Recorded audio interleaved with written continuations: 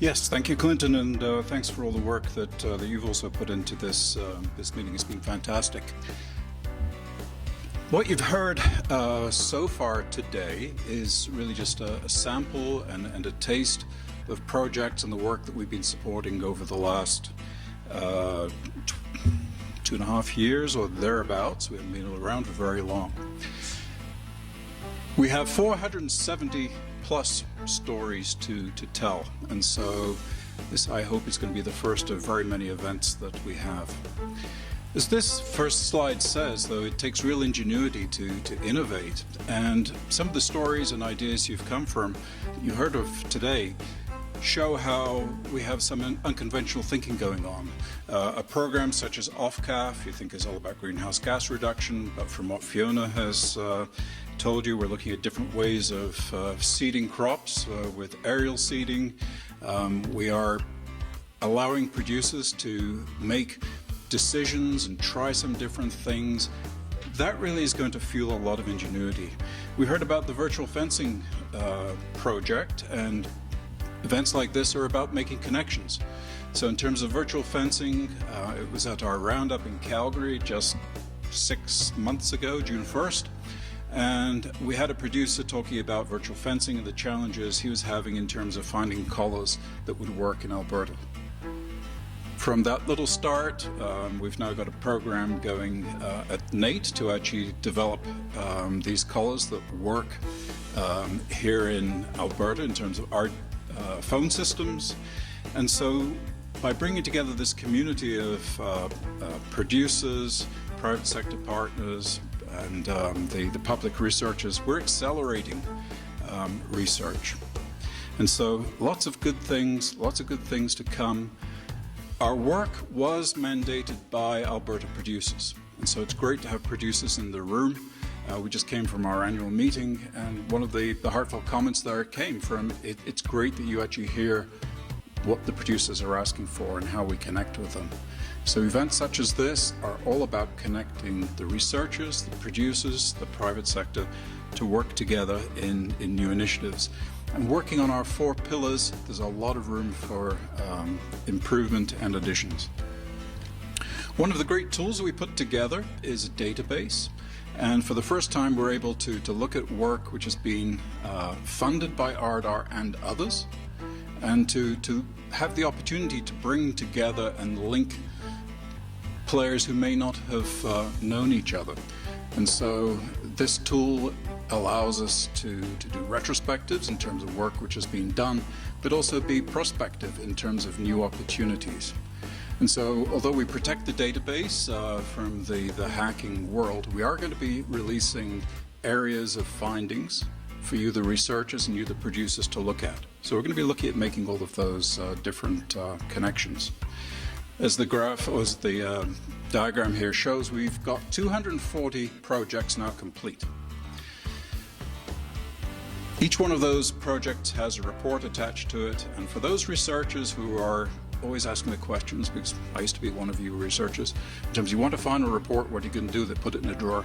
No, we're not going to put it in a drawer. We're reading those applications, and we are going to put the data to use. We're going to find ways of making opportunities even better for agriculture in the province. Quick snapshot, you've heard a lot of talk about our investments and the projects. You can see from 2020, though, being able to spiral up to some 288 projects. For a funding agency to be able to say that we've reviewed independently, we've met with committees, and we've actually put these projects into practice, this is a phenomenal result. I can be brave in saying I don't know any other agency in Alberta that has been able to achieve these kind of results. And so the speed of RDAR putting funding to use is fundamental to our successes. Typically it doesn't take a year to get your projects approved. We turn them around very quickly. If you're a producer, we can get projects initiated very, very quickly.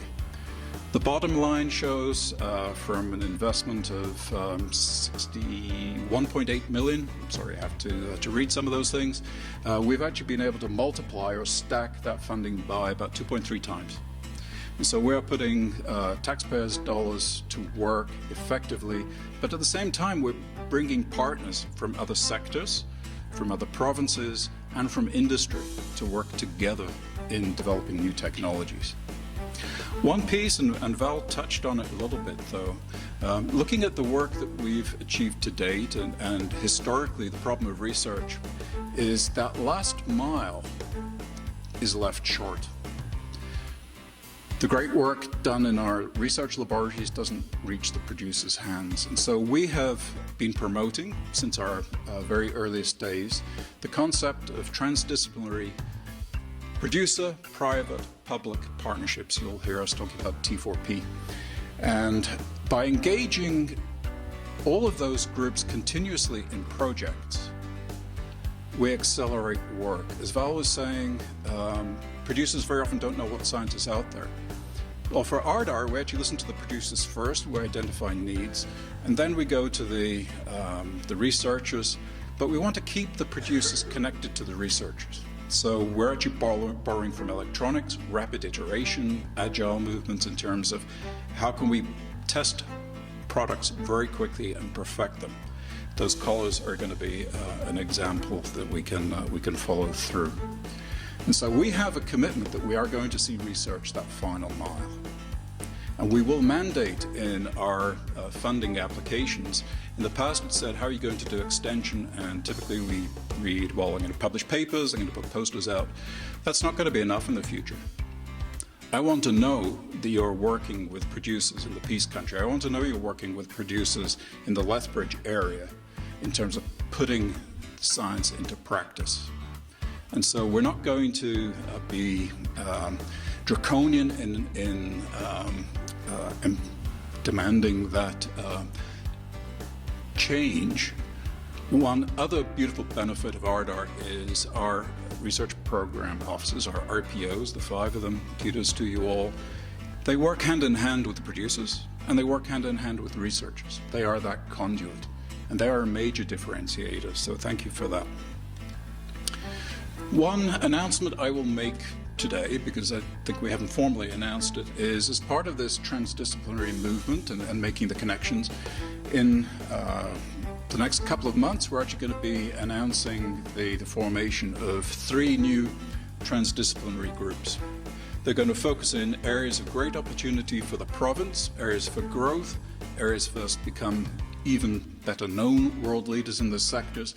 And so we're going to be looking at irrigation, soil health and beef improvement. So Dr. Bazarab, you heard from today, genetics is going to be on the map for us to be really seeing how we can accelerate the adoption of new technologies by the beef industry. One question that we've been frequently posing is, with all the great work that's been done at U of A and others, why hasn't the beef sector taken on that technology? Is it the cost, as John indicated? Is it something else? So we're going to find, again, ways of closing that last mile. And as we look today with our beef industry, which is one of our largest revenue producers in the province, having a hard time, how can we help that industry build back better?